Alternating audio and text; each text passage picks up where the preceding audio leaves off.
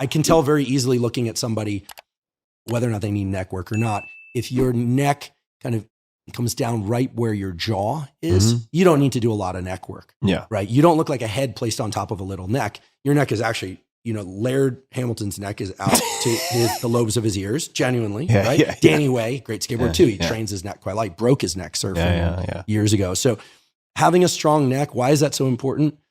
Well, it's important because you want a strong spine, and it's the upper portion of your spine. The other thing that I notice that it does is it completely changes my psychology to train my neck. I just naturally stand more upright. Yeah. I find it easier to look people in the eye. It's not hard for me to look people directly in the eye when I speak to them, but I find I just have like my posture and presence is just better in a chair or standing when I train my neck. And I think it's because my head isn't, let's just use the word again, it's not, flaccid falling of the chin towards the chest. That word just freaks everybody out. You want flaccid feet, you don't want a flaccid neck. So neck work is very important. How do you work your neck? I actually recently I've been thinking about it for decades. I bought a 4-way neck machine. And it's actually, you got the full 4-way neck machine? I was going to get like a hammer or one of these giant contraptions. I actually bought, and look, do your homework, folks, because you can hurt yourself on these things if you get too aggressive too quickly. I bought a 4-way neck machine on Amazon for $350. I was like, you know what? Let me try this before spending like $5,000. Works great. Yeah. Yeah. Nothing fancy, but you have it great works. Proportions. I mean, why do I say this? It's not just about aesthetics. It's about, in general, balanced proportions are synonymous with balanced strength, which is synonymous with not getting injured. Yeah. One of the things that looks ridiculous and frankly is ridiculous, you see these guys with big delts, wide shoulders, long clavicles, and their head is placed on this little neck. A popsicle on a stick. Well, and they look especially ridiculous. There's no other word for it in street clothes. Yeah. You see, like this, it looks mutant and not in the good sense. So strong neck is great. Strong neck has helped me also avoid injuries in a number of sports. It's life insurance if you do anything, any kind of martial art, or if you drive a car, been rear-ending a car and felt fine, a little bit of neck soreness, but train the upper spine and lower spine. So I do some neck work at the end. And the way I do it is take a plate, wrap it in a towel, so you don't end up with an imprint of the weight number on your forehead. And I usually lie on my side, and I'll do it somewhere in the 10 to 15 repetition range. I'll usually do 1 light warm up and then 3 work sets. How do you hold it on your head? You just rest it there. Just you just hold hand. it with your hand on your side. It also works your obliques somewhat. You're on a bench or on the ground? On a bench. Yeah. You have to be careful, especially getting into and out of the movement. That's how you often get injured. And then I'll lie on my stomach, and this is probably the most important one, and I'll put the plate behind my head, again, wrapped in a towel, and do head raises.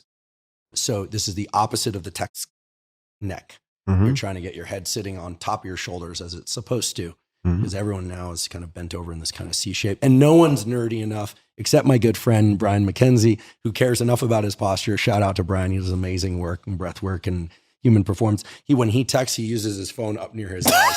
I've seen that. So good. He's like, da, da, da. No one else does that, Brian.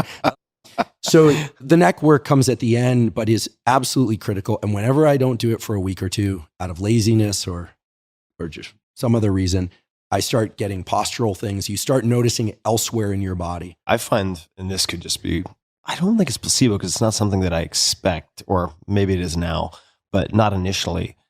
Fewer headaches, just better circulation, and better mobility also, especially if you're spending a lot of time in front of a computer. My rotation, even though I'm not actively training with resistance, the rotational aspect, left, right, turning your head, the mobility of the neck sort of in all dimensions and the movement of the head seems to improve as well for me. And for folks, just one option I want to throw out there. If you train with someone or can train with someone, manual resistance. With a towel, someone said, With a towel, or just like pressure on the head and doing it really slowly, like super slow style, kind of like 10 seconds, is very effective also. Yeah. I can't overstate the importance of neck training. Now, for women who often don't want the aesthetic of a larger neck, just use I would say lighter weights or hand-based resistance. You still want that strength and balance. Some women might want a big neck, but in general, the two things that can, and you put some of this in the 4-hour throw a body. wig on Laird Hamilton. That's my type. Just putting it out there, ladies. one thing that, in terms of aesthetics, the two things that I think can really throw off the most commonly desired female aesthetic by women, from what they tell me, because I trained with a number of women, is excessive trap work, upper trap work, because rounded shoulders and then larger neck. Some people might want that, but in general, that tends to be avoided. For guys, I think the neck work is, it's so essential. And for women, it's essential for a strength and protection of the joints reason. I will also say this, and anyone who wants to challenge me on this will do it accordingly. It actually increases your confidence.